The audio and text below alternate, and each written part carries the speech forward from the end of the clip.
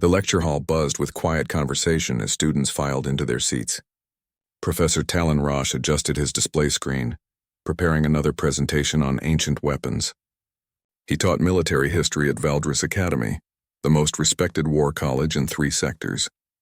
Today's topic would be primitive melee weapons, those crude tools that civilized species had abandoned thousands of years ago. Talon tapped the screen, and images of various bladed weapons appeared. Swords, axes, spears from a dozen different worlds, all obsolete, all pointless in an age of plasma rifles and energy shields. "Look at these relics," Talon began, his voice dripping with amusement. "Our ancestors actually killed each other with these. Can you imagine getting close enough to your enemy to stab them? How barbaric." The students, mostly young officers from various alien species, chuckled politely. In the back row, 2 humans sat quietly. Captain David Cole kept his expression neutral. Commander Iris Webb took notes. Talon continued his lecture, pulling up images of human swords specifically. "And here we have earth weapons. Humans used these well into their industrial age. Remarkable how slow some species are to evolve beyond violence." He zoomed in on a long, straight blade. "This is called a longsword. Heavy, clumsy, requires 2 hands. Completely impractical." David shifted in his seat. Iris touched his arm gently, a silent message to stay calm. "The human obsession with bladed weapons borders on religious," Talon went on. "They gave their swords names. They wrote poems about them. Even today, human officers carry ceremonial blades, clinging to primitive traditions." He laughed, and several students joined in. David raised his hand. Talon noticed and smiled. "Yes, Captain Cole? Do you wish to defend your species' attachment to outdated weapons?" David stood slowly. "Actually, Professor, I was wondering if I might offer a demonstration. With your permission, of course." Talon's smile widened. "This would be entertaining." "By all means, Captain. Please come to the front. Show us these magnificent swords." David walked down the aisle, his boots making soft sounds on the floor. He reached the front and turned to face the class. From his side, he drew a long blade that had been hidden under his coat. The weapon gleamed under the lights. "This is a longsword," David said simply. 39 inches of carbon steel. Weight balanced at the crossguard. He held it upright, moving it slowly through the air. Professor Roche called it clumsy. "He's wrong." Talon's amusement faded slightly. "Captain, surely you're not suggesting—" David drew a second blade from behind his back. Shorter, curved slightly. "This is a wakizashi. Japanese design. 20 inches. Used when spaces are too tight for a longer weapon." Iris remained seated, but her eyes tracked every movement David made. "And this," David said, pulling a third blade from a sheath at his hip, "is a combat machete. 14 inches. Modern military issue. We still carry them on patrol ships." Talon crossed his arms. 3 swords. "Very impressive. But Captain, these weapons are useless against modern armor. Energy shields, ranged weapons. Surely you understand this." "May I use your combat simulator?" David asked. "What?" "Your simulator. You have one in this classroom for tactical exercises. I'd like to show something." Talon hesitated, then nodded. "Very well. Computer, activate combat scenario Alpha 7. Standard boarding action." The room's holographic system activated. A 3-dimensional maze of corridors appeared, representing the interior of a ship. "Digital enemies spawned at various points armed with energy rifles. Begin simulation," the computer announced. David moved immediately. He chose the longsword first, holding it in a 2-handed grip. The simulation enemies fired, their shots represented by red lights. David moved between them, using the corridor walls as cover. When he got close, the blade swept through the first target. The simulator registered a kill. "Luck," Talon muttered. David continued forward. 2 enemies ahead, both firing. He couldn't use a gun here because the corridor was too narrow, and return fire would ricochet. But a blade had no such limitation. He cut down both targets in seconds. He switched to the wakizashi, moving into tighter spaces. The shorter blade worked perfectly in the cramped area. 4 more kills. This is absurd," Talon said. In real combat, energy weapons can't fire safely in enclosed spaces," David interrupted, still moving through the simulation. "The shots bounce. They hit your own people. Energy shields stop plasma bolts, but they don't stop physical objects moving below a certain speed threshold. A sword moves slow enough to pass right through. he demonstrated, striking a shielded enemy. The blade went through the shield as if it wasn't there. Finally, David drew the machete. Close quarters. Maintenance tunnels. Ventilation shafts. Places where you can't swing a long blade. He cleared the final section of the simulation using only the short machete, moving with brutal efficiency. The simulation ended. 12 enemies eliminated. 0 shots fired. Time elapsed 4 minutes. The classroom was completely silent. David sheathed all 3 weapons and turned to face Talon. Primitive? Maybe. Obsolete? No. Every weapon has a purpose, Professor. Every tool has its place. The trick is knowing when to use which one. Talon's face had gone pale. His mouth opened, then closed. Finally, he found his voice. I had not considered. Most people don't, David said quietly. Your ancestors forgot close combat because they didn't need it anymore. They built better guns, better ships, better shields. But humans remember. We remember because forgetting gets you killed. Iris stood from her seat. Humanity fought wars on our homeworld for 10,000 years. We used every weapon we could make. We learned hard lessons. One of those lessons is this. Always have a backup plan. Always have another weapon. Always be ready to fight at any range. David walked back toward his seat. As he passed Talon, he paused. You're not wrong, Professor. Swords are old. They are primitive. But old doesn't mean useless, and primitive doesn't mean ineffective.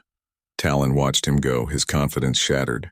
Around the room, alien students whispered to each other, minds racing with new possibilities. In the back row, David sat down, and Iris leaned over. You enjoyed that, she whispered. A little, David admitted. The lecture continued, but Talon's tone had changed. He spoke more carefully now, more thoughtfully. And when he looked at the images of human swords on his screen, he no longer saw relics. He saw weapons. Alarm screamed through the merchant ship Prosperity's Dream. Trader Bryn Hollis ran through the corridors, his 4 arms clutching important documents and data chips. Behind him, weapons fire echoed through the metal walls. Pirates had breached the hull and were spreading through his ship like a disease. All crew to the safe room, Bryn shouted into his communicator. Seal the bridge. They're inside. His crew members fled in all directions, seeking shelter. Bryn was Alarine, a peaceful trading species.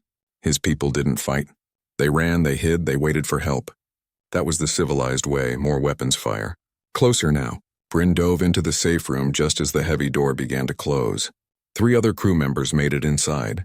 The door sealed with a heavy clunk. Did anyone send a distress call? Bryn gasped, his breathing heavy. Yes, Captain, one crew member said, before they cut our communications.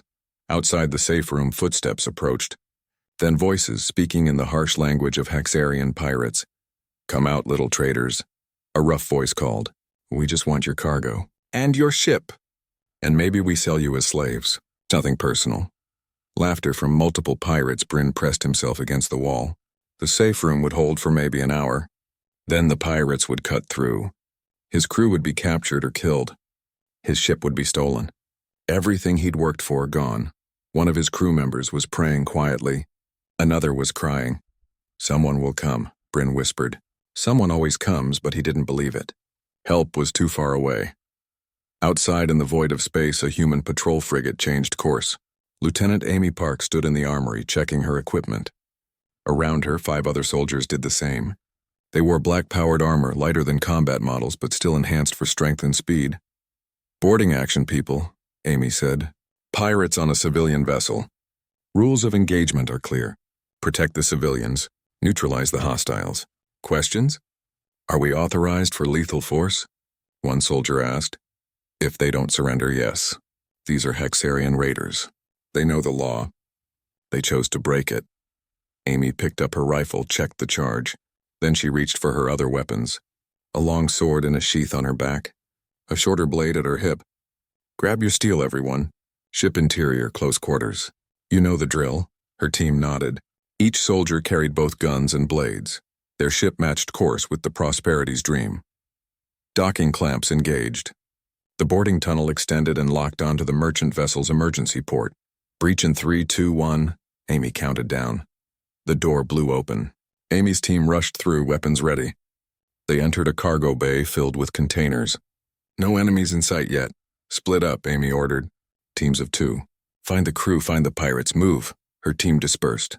Amy moved forward with her partner, a big soldier named Frank. Their boots made almost no sound despite their armor. Human military boots were designed for quiet movement. They rounded a corner and found two pirates looting crew quarters. The pirates spun around, raising their energy rifles. "Human ship," one pirate said into his communicator. "We got humans here," the pirate captain's voice crackled back. "So, kill them." They got no shields, no heavy armor. Easy targets. Amy and Frank opened fire. Their bullets forced the pirates behind cover. Energy bolts shot back, scoring the walls. In the narrow corridor, the bolts ricocheted dangerously. "Can't shoot straight here," Frank muttered. "They're gonna hit themselves."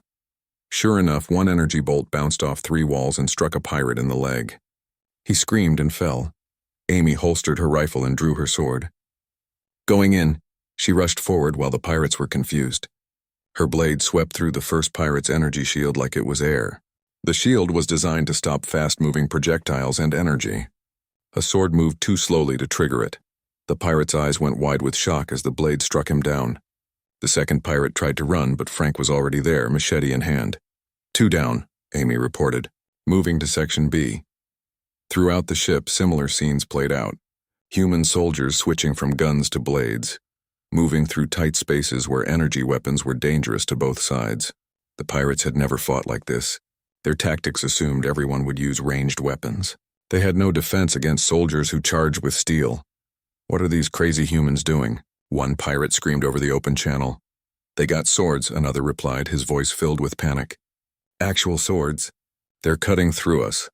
The pirate captain, Gren, couldn't believe what he was hearing. "Swords? That's stupid." "Just shoot them. The corridors are too narrow." "Our shots are bouncing, but their blades go right through our shields," Gren snarled. He was in the bridge, trying to access the ship's systems. "Fall back to the cargo bay. We'll make a stand there." But his pirates were already breaking. 3 ran directly into Amy's team. She and Frank stood side by side, blades ready. The pirates fired wildly, shots going everywhere. Amy deflected one bolt with her armored shoulder, rushed forward and struck. Frank took the second pirate. The third dropped his weapon and raised his hands. "Surrender," he gasped. "I surrender." "Smart choice," Amy said. "On the ground. Hands behind your head." Throughout the ship, pirates were either surrendering or being cut down. The few who tried to fight found themselves outmatched. Humans moved like dancers in the tight corridors, blades flashing. Their armor protected them from glancing shots.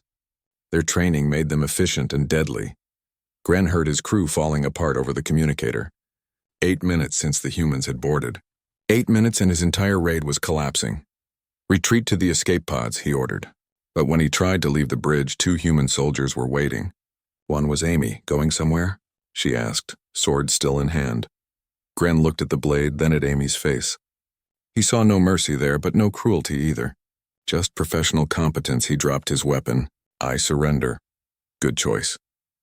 An hour later, Bryn and his crew emerged from the safe room. The pirates were all in restraints, sitting in the cargo bay under guard. Bryn walked through his ship in a daze. There was damage, but not terrible. No crew casualties. The pirates were captured, not killed. He found Amy in the corridor outside the bridge.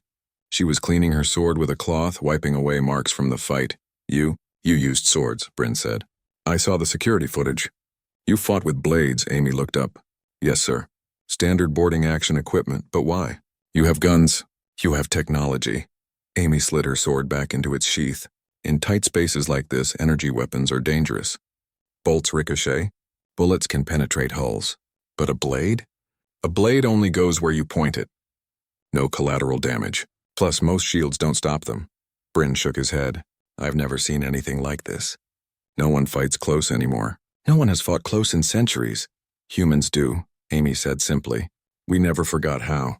Turns out that's useful sometimes." "Can you teach us?" Bryn asked suddenly.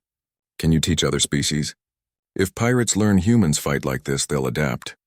"They'll learn counters," Amy smiled slightly. "That's above my pay grade, sir. But I'll pass your suggestion up the chain. For now, your ship is secure. We'll escort you to the nearest station."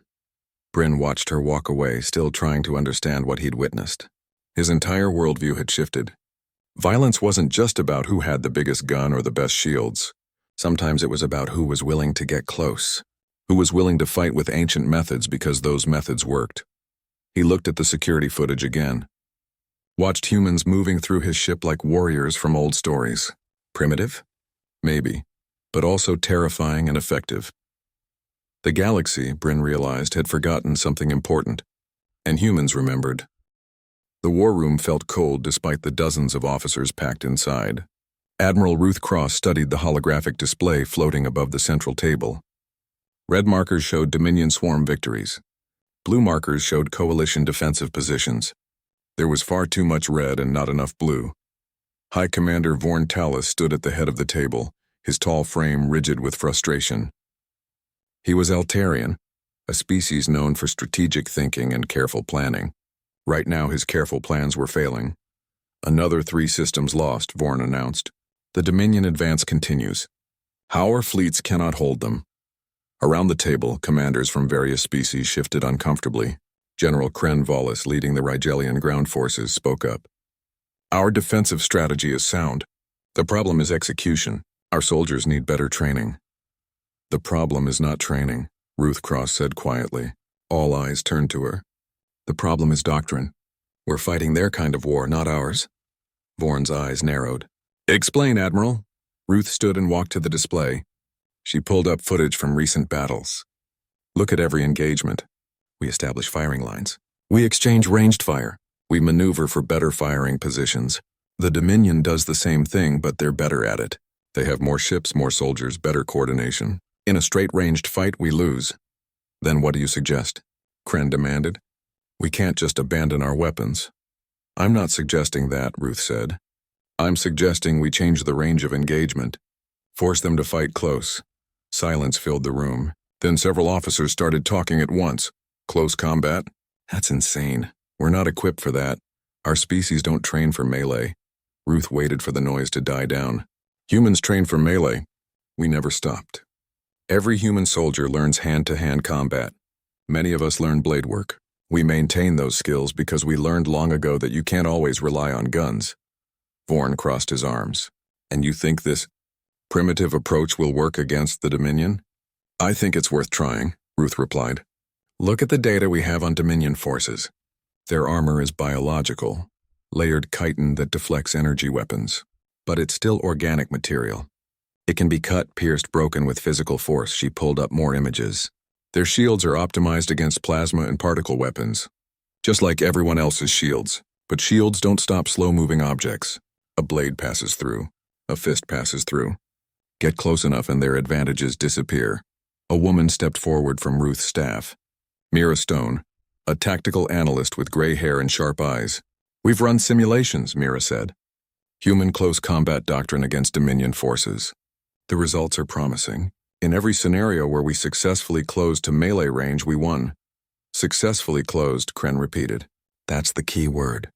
How do you cross the kill zone? How do you get close when they're shooting at you? The same way humans have done it for thousands of years, Ruth answered. Suppressing fire, smoke, cover, speed, aggression. We accept higher initial casualties to reach close range. Once we're there, the advantage shifts to us. Vorn shook his head slowly. This is too risky. You're asking us to abandon proven tactics for, what, sword fighting? This isn't ancient Earth, Admiral Cross. This is modern warfare. Ruth's voice hardened. Modern warfare is losing us this war, High Commander. We've lost 14 systems in 6 months. How many more before we try something different? She has a point, another officer said. This was Commander Lyra Chen, Human Naval Intelligence. Every battle we fight is on their terms. They want to stand back and shoot, so do we. They're better at it, we lose. Simple math, Kren stood up. My soldiers are not trained for this. Rigelians are ranged specialists. We've evolved for distance fighting. You can't just teach us to use swords in a few weeks. I'm not asking you to, Ruth said.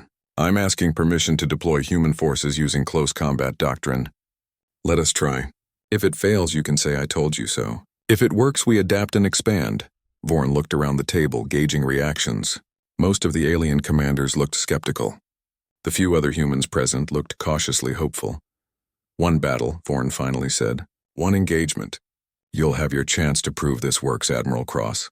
But if it fails, if we lose ships and soldiers for nothing, this conversation is over. We return to standard doctrine, Ruth nodded. Understood, sir. One battle. Which battle? Lyra asked. Ruth pulled up a star map. The colony world Haven Crest. Intelligence says the Dominion will attack within 2 weeks. It's a secondary target not critical to their main advance. That means they'll send a medium force, not their best troops. Good place to test new tactics. Vorn studied the map. Havencrest has 50,000 civilians. If your tactics fail, those people die. If we do nothing, they die anyway, Ruth said softly. At least this gives them a chance. The room fell quiet again. Finally, Vorn made his decision. Very well. Deploy your forces to Havencrest. Use your close combat doctrine. We'll observe and evaluate. He looked directly at Ruth. But Admiral, if this goes wrong, the responsibility is yours. Understood, sir. It always was. The War Council dismissed. As officers filed out, Mira approached Ruth. You made a lot of enemies in there, she said quietly. I know, Ruth replied. But I'd rather have enemies among our own command than more dead soldiers, because we were too proud to try something new. Do you really think it will work? Ruth was quiet for a moment. Humans have been fighting wars for our entire history. We've used spears, swords, guns, missiles, everything. We've learned that wars aren't won by the side with the best technology. They're won by the side willing to adapt. The Dominion thinks they understand warfare.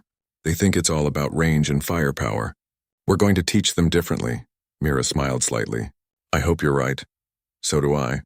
Across the station in private quarters, Kren met with other non-human commanders. This is madness, he said to them. Sword fighting against an advanced enemy? The humans are desperate and it's clouding their judgment. An Altarian officer nodded. Agreed, but Vorn approved it. We must go along. We'll watch, another said. We'll let the humans try their primitive tactics. When it fails, we'll be proven right. Modern warfare doesn't change because some species can't let go of their violent past. They all agreed. The human experiment would fail. It had to. Back in her quarters, Ruth sat alone, reviewing troop deployments. She knew what the other commanders thought. She knew they expected failure. Maybe they were right.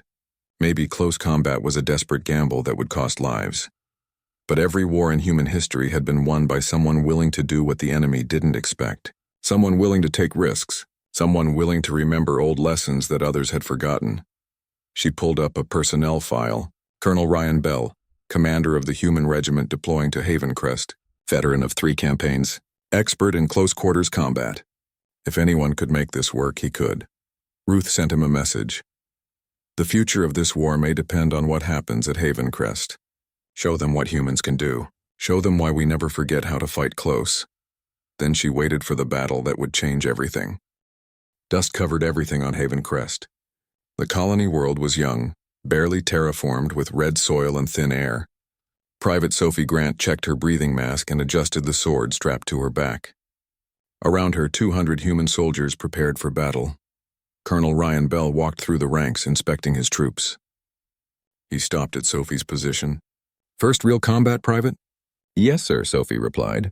She was 22, fresh from training. Her hand shook slightly. Nervous? Terrified, sir. Ryan smiled. Good. Fear keeps you alert. Just remember your training. Stay with your unit. Follow orders. You'll be fine. He moved on. Sophie took a deep breath. She'd trained for 2 years in close combat. Swords, knives, hand to hand. She'd practiced until her muscles knew the movements without thinking.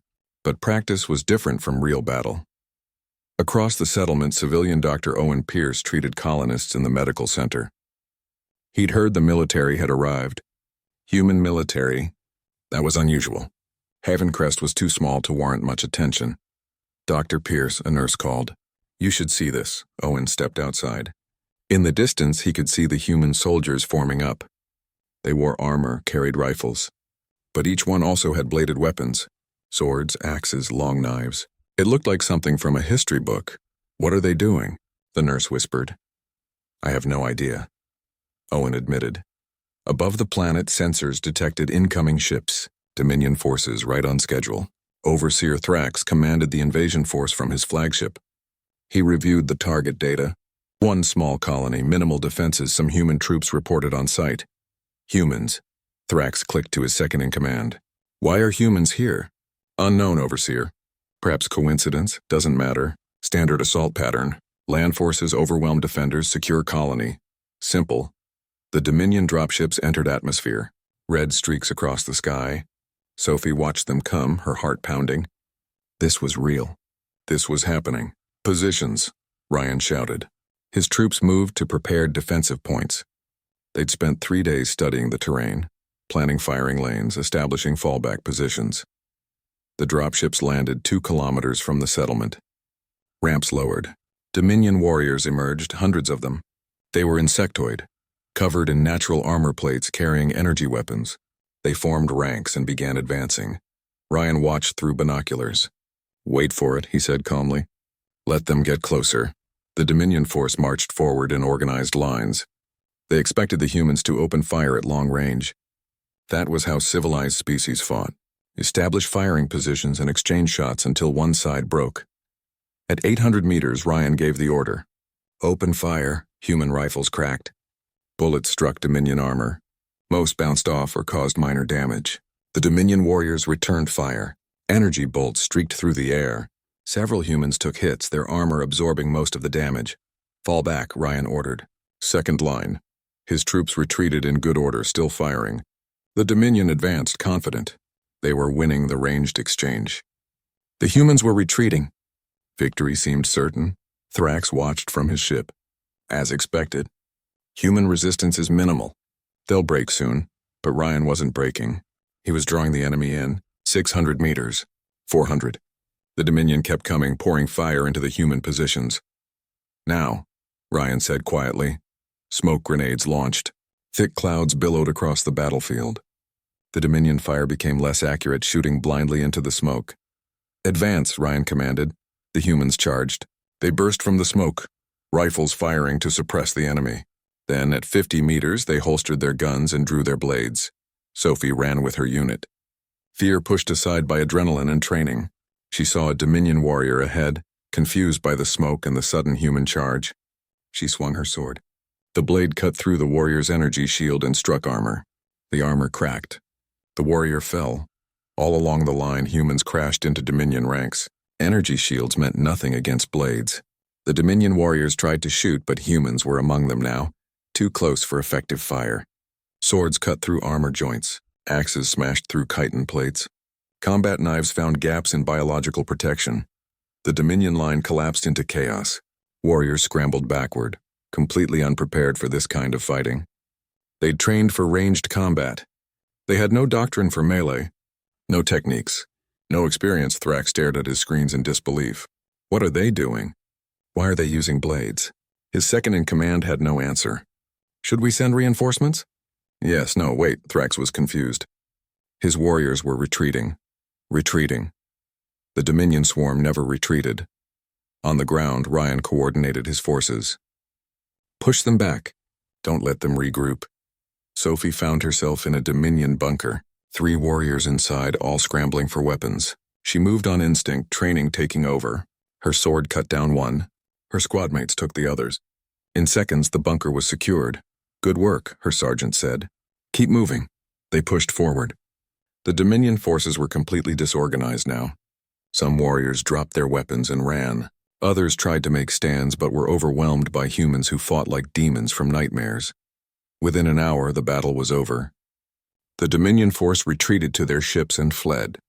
They left behind equipment, wounded, and their dignity. Ryan surveyed the battlefield. He'd lost 18 soldiers. Wounded, not dead. The Dominion had lost over 100, with dozens more captured. It wasn't even close. Coalition observers had watched from orbit. Their reports would go to every command center in the war. Humans using primitive weapons had defeated a Dominion force decisively. It shouldn't have worked. But it did. Sophie sat on a rock, cleaning her sword. Her hands had stopped shaking.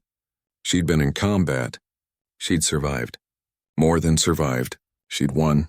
A medic checked her over. "You're okay, Private. Just some bruises." "Yeah," Sophie said quietly. "I'm okay." Owen Pierce came to the battlefield after it was secure. He walked among the human soldiers, stunned by what he saw. They were maintaining their weapons, caring for their blades like precious objects. Some soldiers were sharpening swords. Others oiled leather grips. He approached Ryan. "Colonel, what just happened here?" Ryan looked at him. "We fought a battle, Doctor. We won. But with swords? In the 25th century? How is that possible?" Ryan picked up his own blade, examining the edge. "Every weapon has a place, Doctor. Every tool has a purpose. Guns are great for distance.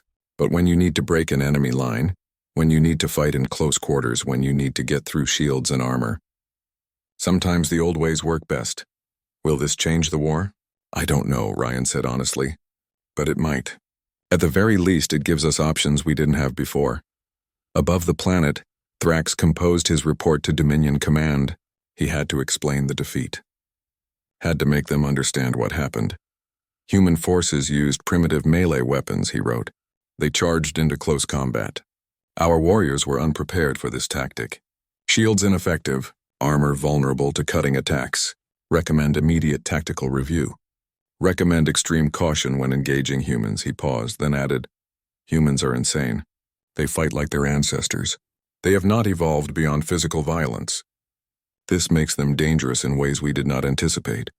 The report sent, Thrax sat back. For the first time in his military career, he felt something new. Something his species had not experienced in generations. He felt fear. On Haven Crest, the human soldiers settled in for the night. They'd won the first battle.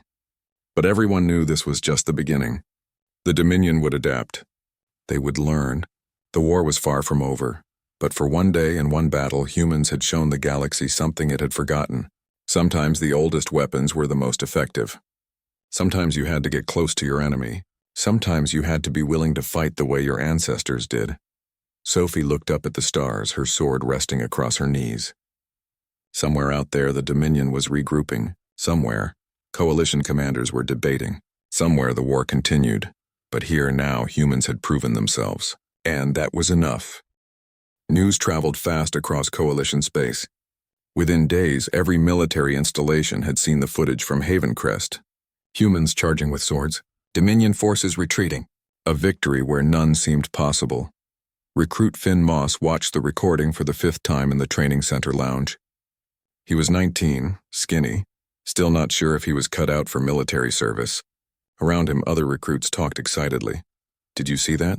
They just ran at them with blades. Crazy. Absolutely crazy. But it worked. Finn said nothing. The violence in the recording disturbed him. He'd joined the military because he wanted to help, to serve. He hadn't expected to see people cutting each other down with swords like ancient barbarians. Master Sergeant Hannah Lloyd entered the lounge. Moss Chen Rodriguez Davis, report to Training Hall 3 now. Finn stood quickly. Whatever this was, it sounded serious. Training Hall 3 was normally used for equipment maintenance. Today it had been cleared. Weapons racks lined one wall. Not energy rifles, swords. Dozens of them in different sizes and styles. Hannah stood at the center of the hall. With her was a woman Finn didn't recognize.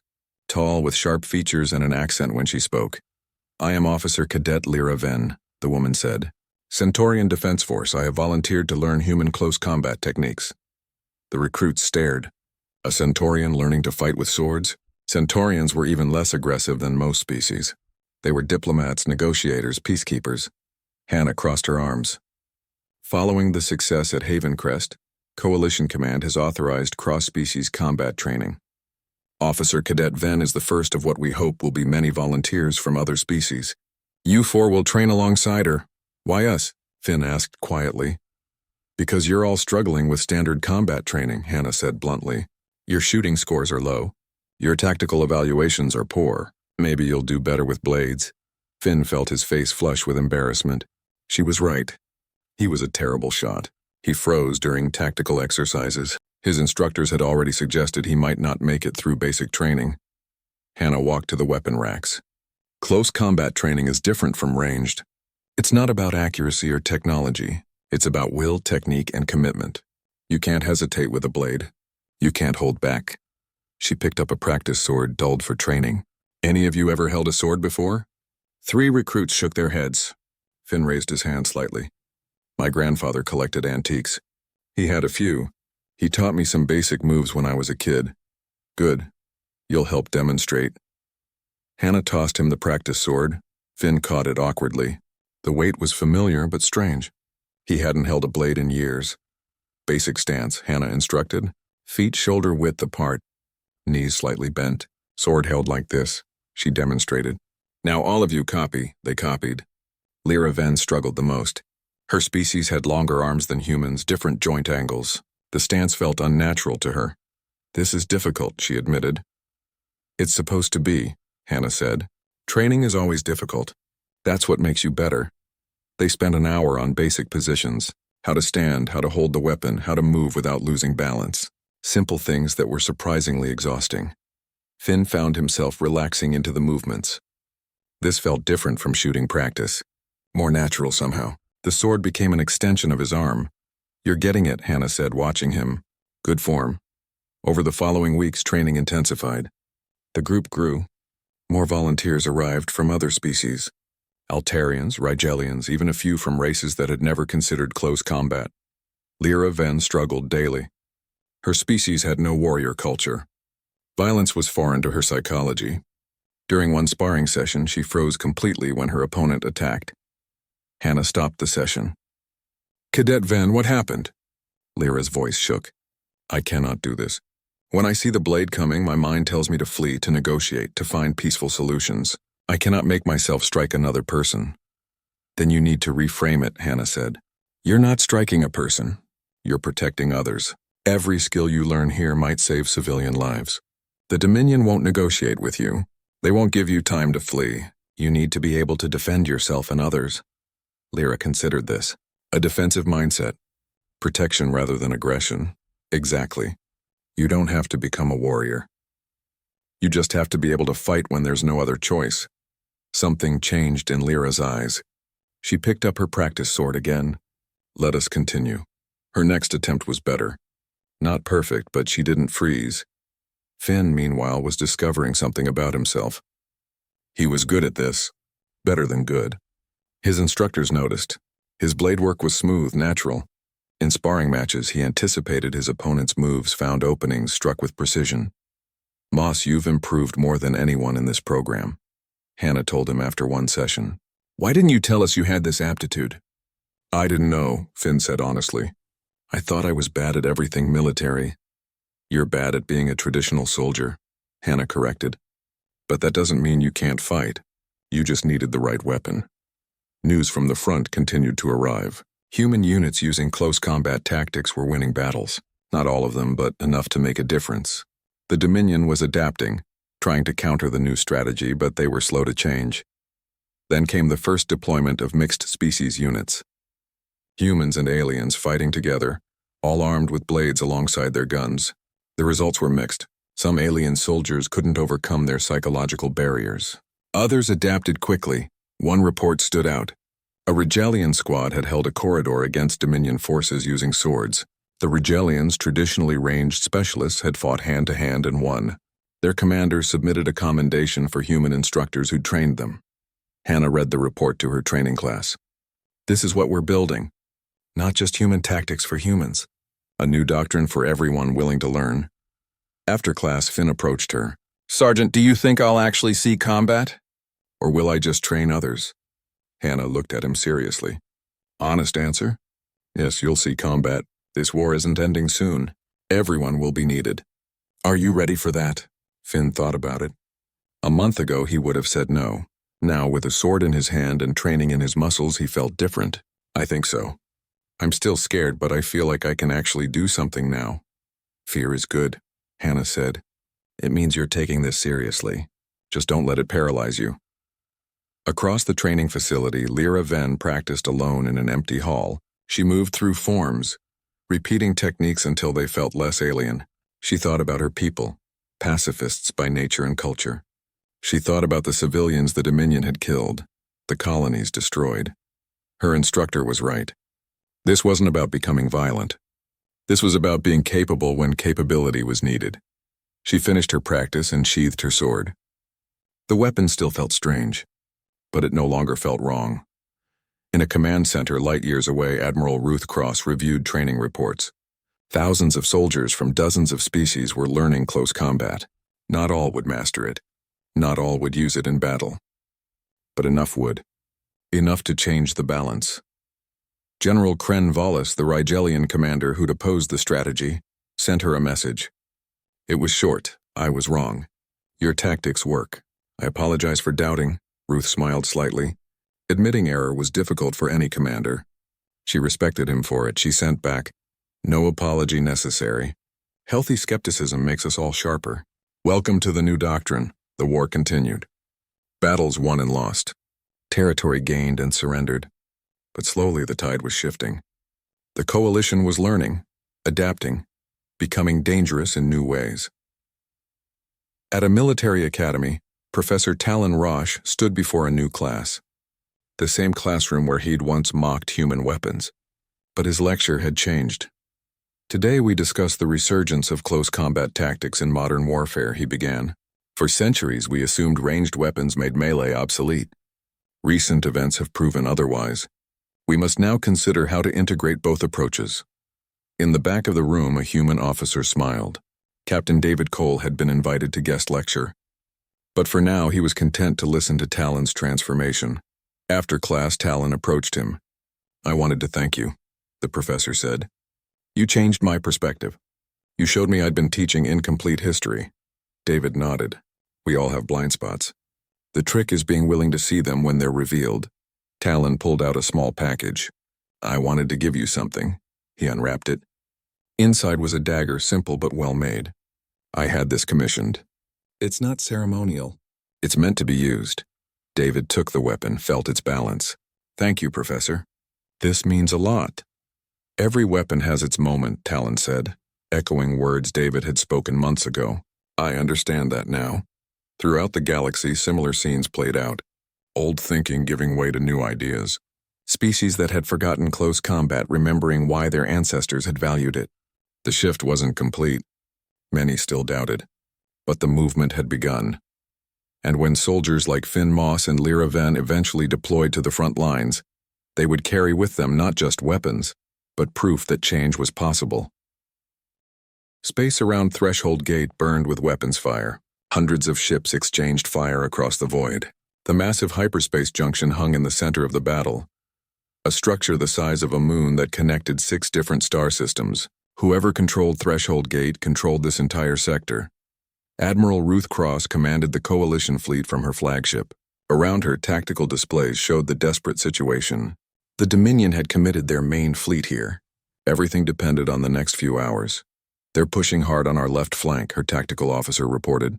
"Hold the line," Ruth ordered. "We just need to keep them engaged long enough." She wasn't trying to win a traditional space battle. She was creating an opportunity. On the Dominion flagship, Supreme Overseer Kraith watched the battle unfold. He was confident. The Coalition fleet was outnumbered. Their tactics had changed recently, these strange, close combat techniques. But space battles were different. In the void, range was everything. Swords meant nothing. "Press the attack," Kraith commanded. "Break through their center. Once we control the gate, this sector falls." His fleet surged forward. Coalition ships gave ground slowly, fighting for every kilometer. It looked like a conventional battle. Exactly what Ruth wanted Kraith to think. Beneath the main battle, small craft launched from Coalition carriers. Boarding shuttles, dozens of them staying low and quiet. They used the larger ships as cover, working their way toward Dominion vessels. Lieutenant Amy Park commanded one boarding team. The same officer who'd fought pirates months ago. Now she led a mixed unit. Humans, Centaurians, Regellians, even a few Altarians. All trained in close combat. "All ready. Target the command ship," Amy said over the comm. "That's where Kraith is. We take him, we win this war." Her shuttle approached a massive Dominion battleship. Point defense fire lit up around them, but the pilot was skilled, dodging between shots. They latched onto the hull. Breach in 3, 2, 1. The cutting torch burned through. Amy's team poured into the Dominion ship, weapons ready. Immediate contact. Dominion warriors in the corridor, surprised by the boarding action. Energy fire filled the passage. Amy's team returned fire, then charged. Blades drawn, they closed the distance. The Dominion warriors fell back, unprepared for melee combat aboard their own ship. "Push forward," Amy shouted. "Find the command center." Throughout the Dominion fleet, similar actions played out. Boarding teams hitting multiple ships simultaneously. The Dominion had to divert forces to repel boarders. Their fleet coordination suffered. On the moon beside Threshold Gate, another battle raged. Colonel Ryan Bell led ground forces assaulting the Dominion command station. They'd landed in drop pods, striking hard and fast. Private Sophie Grant was there, no longer a rookie. She'd fought in 6 battles since Havencrest. She'd become skilled, confident. Her sword had saved her life more than once. The command station was heavily fortified. Dominion forces held defensive positions. Ryan's troops couldn't just charge across open ground. Finn, take your squad left. Sophie, go right. We'll hit them from 3 sides. Finn Moss acknowledged the order. He'd grown since training, filled out, hardened by combat. He led his mixed species squad with quiet competence. They moved through the station's outer structures using cover and speed. Dominion fire chased them but couldn't pin them down. At close range, they switched to blades. Sophie's squad breached a bunker. Inside 6 Dominion warriors. The fighting was brutal and quick. Sophie took a hit to her armor, felt ribs crack, kept fighting. Her training took over. Block, strike, move. The bunker cleared. Casualty, someone called. One of her squad was down, wounded but alive. Get him to the medic point, Sophie ordered. Everyone else, keep moving. The 3 squads converged on the command center entrance. Heavy doors, multiple defenders. This would be the hard part. Ryan arrived with reinforcements. We go in together. All at once. Overwhelm them, he looked at his troops. Humans, aliens, all carrying weapons their ancestors would recognize, all ready to do what civilized species supposedly didn't do anymore. For the coalition, Ryan said simply, they charged. Aboard the Dominion flagship, Amy's team fought through corridor after corridor. The ship's interior was a maze, but they had studied the layouts. Every Dominion ship followed similar patterns. Lyra Venn fought beside human soldiers, her sword moving with practiced precision. She'd overcome her hesitation. Now she fought to protect, to defend, to end a war that had killed too many. They reached the command deck. Heavy blast doors blocked the way. Breach charges, Amy ordered. The explosion blew the doors inward.